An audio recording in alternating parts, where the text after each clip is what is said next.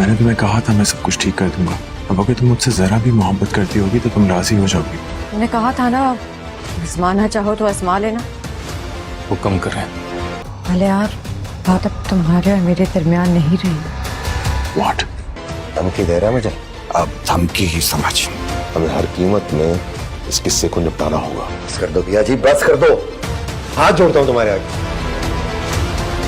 ऐसी बातें क्यों करने लगे हो तुम? मेरे पास तुम्हारे सवालों के जवाब नहीं है। अल्लाह यार को समझ में नहीं आ रहा कि असलम का और उसके वालिद का क्या मसला है। वो बार बार अपने वालिदैन से पूछता है लेकिन उसको नहीं बताते। वो अपनी माँ से ही पूछता है तो वो उससे बार बार यही कहती है कि तुम मुझसे ऐसे सवालात क्यों करते हो, मैं तुम्हारी कोई मदद नहीं कर सकती। तुझसे जाने वो पिया से ये बात कहता है कि तुम्हें मुझे भरोसा रखना पड़ेगा, हम दोनों शादी कर लेते हैं। लेकिन पिया कभी भी अपने बाप के बगैर या बाप की मर्ज़ी के बगैर उसे शादी नहीं करेगी।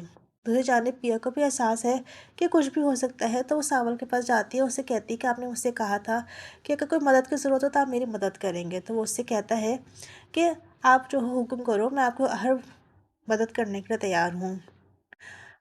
मूसा भी अपने लोगों से कह देता है कि इस मामलों को जल्द से जल्द ख़त्म करो। मूसा के लोग जाकर असलम से ही बात करते हैं तो असलम उससे यही कहता है कि तुम मुझे धमकी दे रहे हो। तो वो उससे ये कहता है कि तुम इसे धमकी समझो क्योंकि अब तो ये मामला ख़त्म हो के ही रहेगा। मूसा के लोग अब पिया को अगवा करने की कोशिश करेंगे। जब वो एक दिन घर वापस आ रही होगी तो कुछ लोग उसका पीछा करेंगे। उसी वक्त वहाँ पर सावल और उसके लोग भी मौजूद होंगे और सावल अपने लोगों से फ़ौरन इस मामले को ख़त्म करने की तरफ इशारा करेगा। अपने लोगों से कहेगा कि वो उन लोगों को देख ले।